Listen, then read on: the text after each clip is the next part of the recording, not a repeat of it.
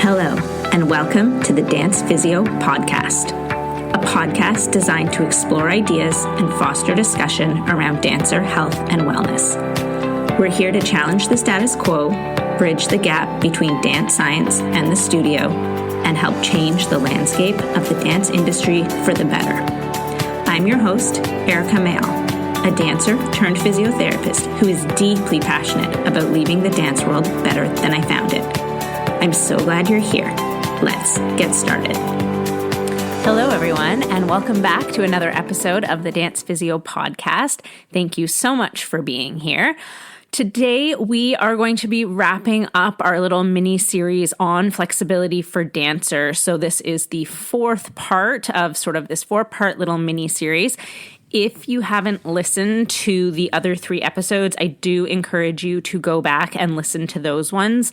Even if you don't listen to them in order, I think it's still worthwhile to go back and sort of listen to those. And it probably does make the most sense to listen to them in order. So in the first part, I believe that was episode 10 of the podcast, we talked about the difference between flexibility and mobility and differentiating them so that when we are talking about those with dancers, we know exactly what we're talking about and what the difference is.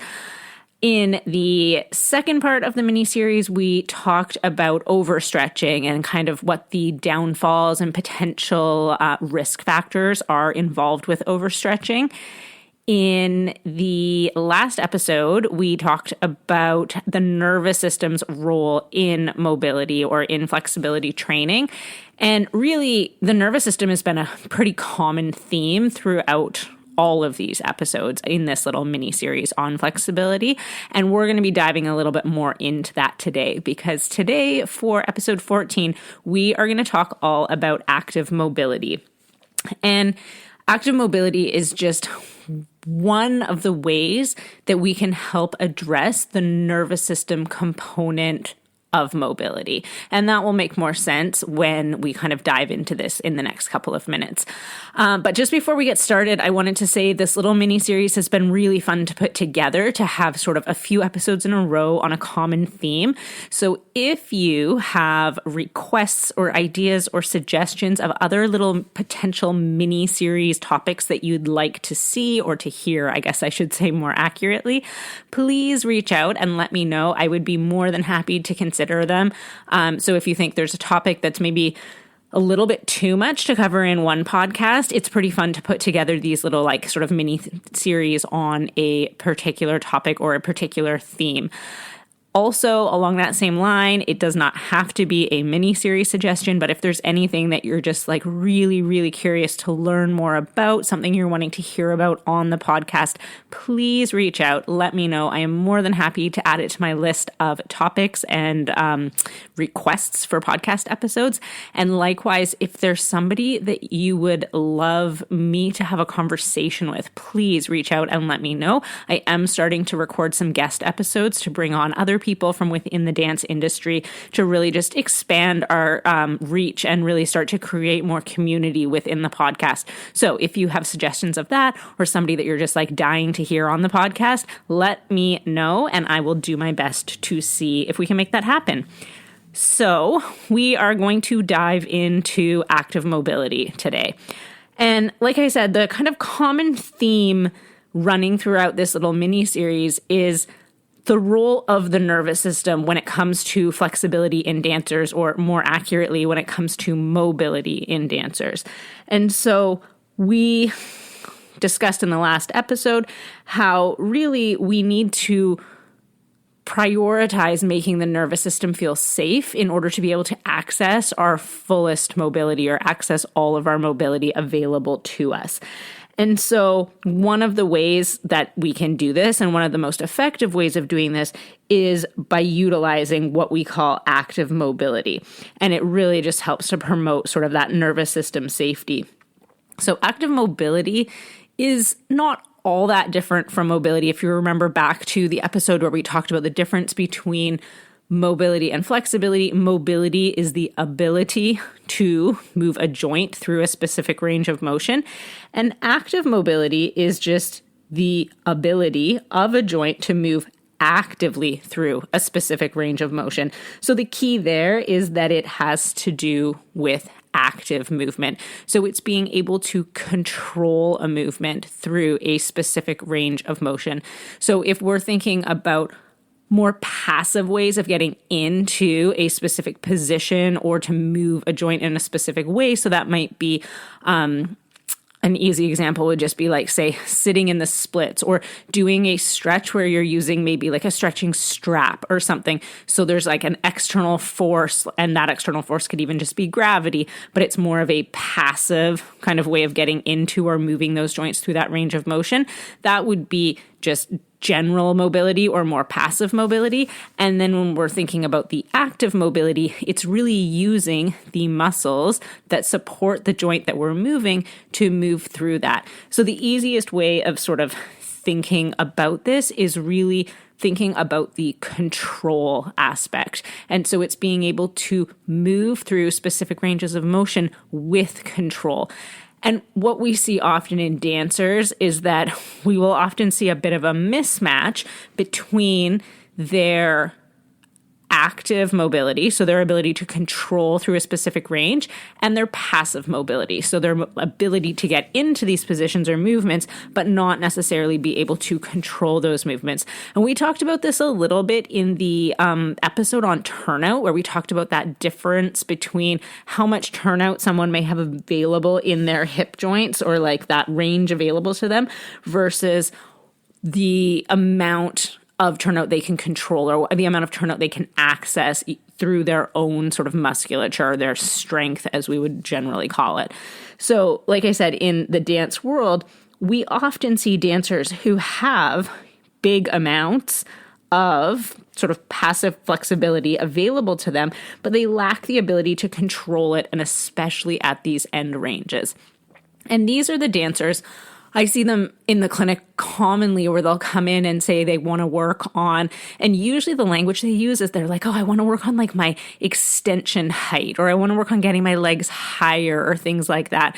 But when you start to kind of ask them a little bit more about it, or kind of start to pick that apart, it's often dancers who are like, oh, when I kick my leg, I can kick my leg really high, but when I have to do it slowly, like if I'm doing a développé or something like that, I can't actually get it high. Or an example that we use really commonly is, I'm sure a lot of you guys are familiar with dancers when we do like kind of like shoulder the leg. So that's where you kind of grab onto your foot and you bring your leg up, and you're using your arm to bring your leg up by your ear.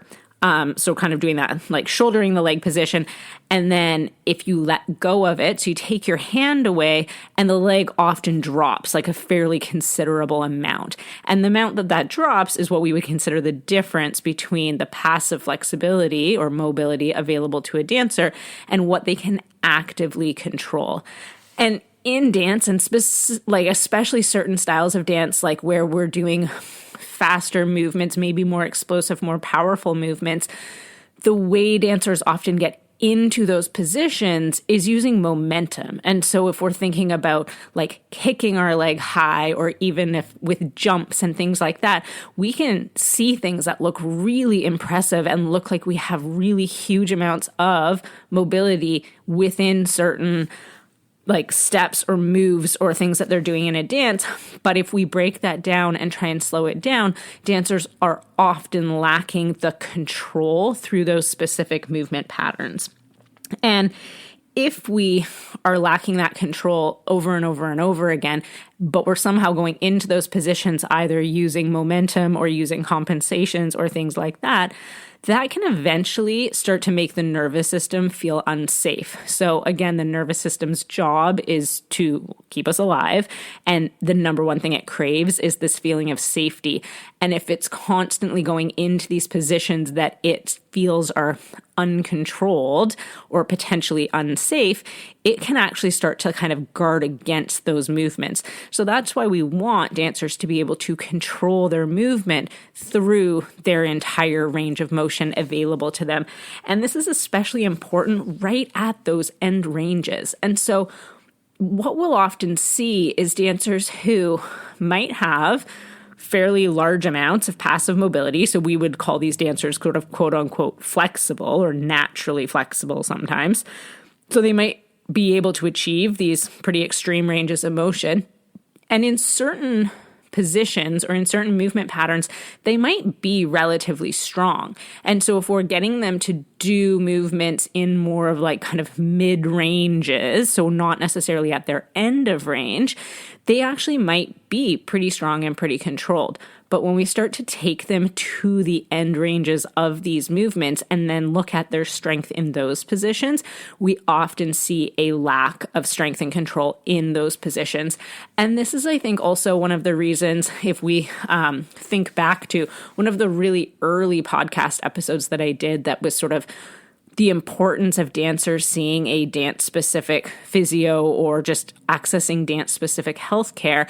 This is one of the biggest reasons why I think it makes a difference if you see somebody who understands dance versus seeing kind of just like a general healthcare practitioner, because they often miss that end range piece of assessment. So they might look at a dancer and they might look at their strength in kind of more pedestrian type movements or everyday movements. So they might look at their ability to do squats and lunges and things like that. And those are absolutely important movement patterns. And we want our dancers to be able to do those movement patterns, and we want them to be able to be strong in those movement patterns. But if we are never looking at their control in the ranges that they are working in day to day, we're missing that big piece of the puzzle. And that's often where that nervous system ends up feeling unsafe. And so this is where active mobility helps to kind of bridge that gap, because then we're going to be able to go through the full range of motion that a dancer has available to them and be able to control through that and really work on that strength in the end ranges and controlling those movements. So I'll try and give you a couple of examples. It's a little bit hard to describe these. It's always easier with a visual platform. But when we're thinking about, okay, what types of movements or exercises or kind of, movements can we do that sort of promote more of this active mobility? I will try and talk you through a couple of examples. So one of those, like we were talking about before, that sort of shouldering of the leg. This is a good example here. So we have that passive mobility of a dancer being able to like kind of shoulder their leg, and maybe they can get their leg up like quite high. So they're getting their leg like up somewhere near their ear, let's say. So they're pretty flexible, kind of naturally, fairly mobile. But when they let go of their leg, it drops down to maybe like just above 90 degrees. And if we ask them to try and get into that movement without using their hands, so a slow, controlled way of getting into that movement, so a développé would be a good example, or you could even just do like a brush from the ground, so just straight leg, like they're bringing their leg up as if they were going to do like a kick or a grand battement, but kind of in slow motion. They can probably get to about that same position. So, if they're développing, they can get to that sort of just over 90 degree mark. But if we look at, okay, where was their leg when they were shouldering it, they actually have a whole lot more mobility available to them compared to that sort of 90 or just above 90 degree position where they can control and hold that. So we would look at that as that differential between their active and their passive movement. So their passive movement is kind of up by their ear. Their active movement might be down kind of more like 90 or just above 90. So we want to start to bridge that gap. And in order for us to do that, we need to start to strengthen within those ranges. And so for this dancer, if they're sort of thinking about improving their mobility or working on their extensions or whatever language it is that they're using that they're wanting to work on, oftentimes they come in and they say, I just need to like stretch more because I need to be able to get my leg higher. But in reality, if they can shoulder their leg and get it up near their ear, flexibility is not their issue. Their issue is a strength issue. Their issue is being able to control it in those end ranges of motion. So doing more stretching, and what we'll often see is they come in and they're like, I'm like doing my splits and I practice shouldering my leg and I use a strap and I hang out in that position, and they're doing all sorts to try and kind of stretch into these higher leg positions. But in reality, we need strengthening in those positions. And so we want to start to strengthen them where they can control it. So in this example, if they can control it kind of at 90 or just above 90, we're going to start to work on building strength from those positions. And we can be creative about this. Like there's no sort of set, you have to do this strengthening exercise or whatever it happens to be. But that's the position we want to start to work them in. And then as they start to build strength and control in those movements, they're going to be able to get their leg higher and higher. And we continue to work it into their higher ranges of motion. And that's not to say we have to do this in the exact same position. So in this example, one of the positions we'll often work on sort of that type of control in terms of leg height and extensions is I'll often work with dancers in a side lying position. So if we get a dancer lying on one side, they can then start to work that sort of développé type movement, we'll call it, in a position where they're not working quite so hard against gravity. So they can start to really make sure that their placement is correct. They're getting good control through like the head of the femur as they're going into these movements. We're not kind of going to be gripping or getting impingement in the hip and all of these types of things. But then we can start to work strength in those positions. And so one of the easiest ways to start working strength in these positions is often using like resistance bands so they can start to feel the control in these positions. And then working into higher ranges or coming into other positions, we eventually do need to work them against gravity. So I'm not going to always have a dancer in like a side lying position because we do want to eventually work them against gravity. And we also eventually will probably graduate away from bands and work more with other types of resistance training, or we may just actually focus more on body weight, depending on what it is we are looking at.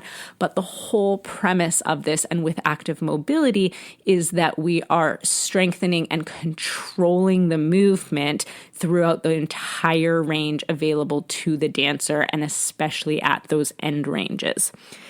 This also translates a little bit into some of the more traditional stretching that we're used to seeing. So if we think about just kind of like traditional stretches that we do in pretty much every dance class across the country, where you have dancers who are stretching their hamstrings or stretching their hip flexors or whatever it is that they're stretching, we often encourage dancers to kind of like relax into those positions. And you'll hear people use a lot of that like kind of cueing, like relax and, just breathe into it and let go, and that type of language and that type of cueing.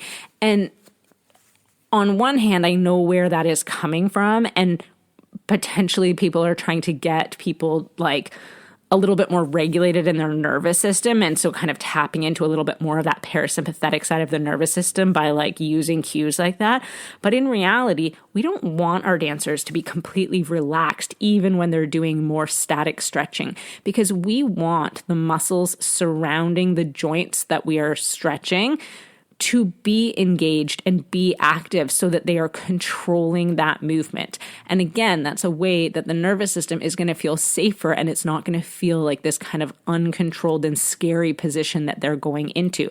So does the entire body need to be tensed up and every muscle activated? Absolutely not. But do we want every muscle to be relaxed? No, not necessarily. We often want certain muscles around an area to be engaged. So if we're working on, say splits or something like that, muscles around the hip are going to be engaged in certain patterns to be able to support that hip joint so that dancers aren't just kind of hanging off of their ligaments. And we talked about this a little bit in the overstretching episode, that we don't want all of that passive force going through the ligaments and creating these sort of permanent changes in the like resting length of the ligaments. We want the muscles to be active and engaged and supporting those joint structures so that we can control that mobility in a safe way. So these are just a few examples. Like I said, it's a little bit tricky, like over an audio medium, to kind of convey some of these examples. But this idea of being able to control and own those end range movements.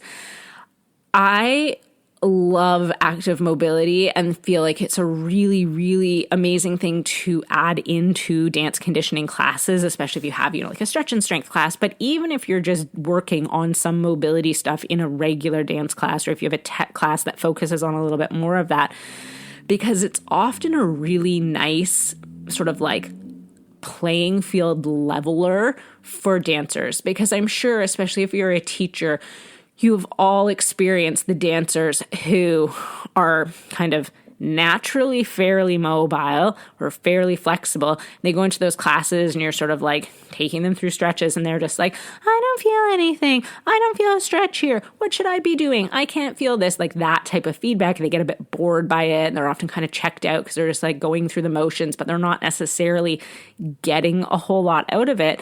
And then on the other end of the spectrum, you have these dancers who are maybe not so kind of naturally mobile or maybe are struggling a little bit more with this, and they're just getting defeated because they're like trying so hard and they just oftentimes aren't seeing a whole lot of progress, or it's just so much more difficult for them to like feel successful in those types of stretches. They're still like, I'm still a foot off the ground in my splits or what have you.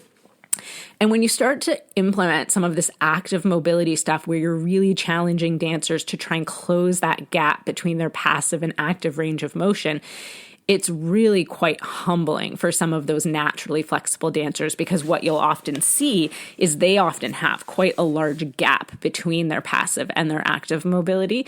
And in those dancers who are maybe a little bit less naturally flexible, they often have a much smaller gap between those two extremes. And so all of a sudden, stuff that was like maybe really challenging for them, that was more of that sort of traditional passive stretching, becomes a little bit easier, or they feel more successful with it because they're actually able to control through potentially even their whole range of motion.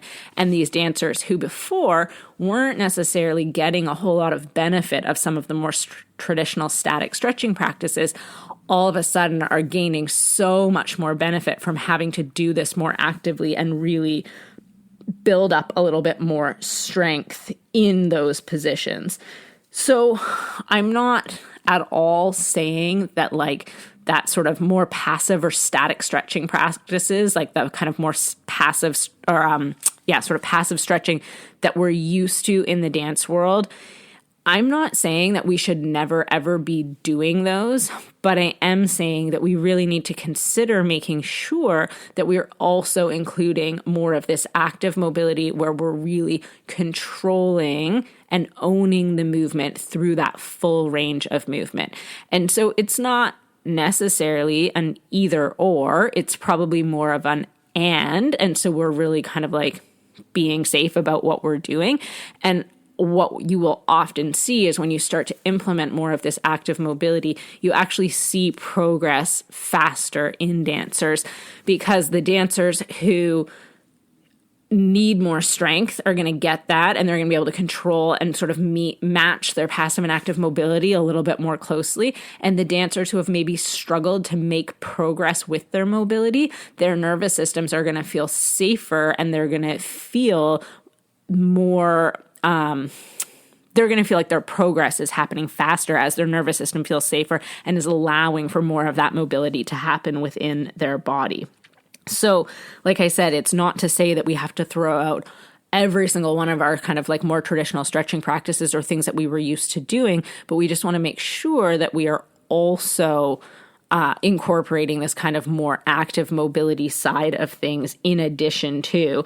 And there can be arguments made for, doing different things in different parts of classes and stuff like that. And I'm not going to get into that on today's episode, but oftentimes we will maybe see people use a little bit more of this like active flexibility earlier on in a class, maybe like right after the warm up or something, and then save a little bit more of the kind of static stretching type practices for the end of class when dancers are sort of already have been warm and are maybe cooling down or using it for that type of thing in through there.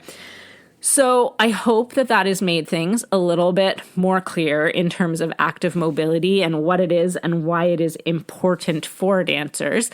I will, over the next little bit, try and do some social media posts with just some examples of exercises that we could maybe swap out, or how we can make a more traditional static stretch a little bit more into an active mobility exercise, just to give you a better idea. So if you're more of like a visual learner and you need those visuals to like kind of be able to see, okay, how do I turn this movement into a more active movement? Give me a follow on Instagram. If you are not already following me, it is Dance Physio Erika, and I will try and post a few videos over the next little while, and I'll hashtag them active mobility. So you can also search the hashtag active mobility if you want to be able to find some examples of that. I also am going to be running a new kind of flexibility program coming up. I do not have all of the details of it yet. It will be running later this spring. It is going to be for dance teachers, and it's going to cover a lot of this stuff in terms of sort of active mobility and how do we incorporate it into class and things like that. So if that's something that sounds interesting to you and it's something you want to learn more about, I have a bit of a wait list going, or you can put yourself on my email list for my email newsletter, because my email list always hears about things first.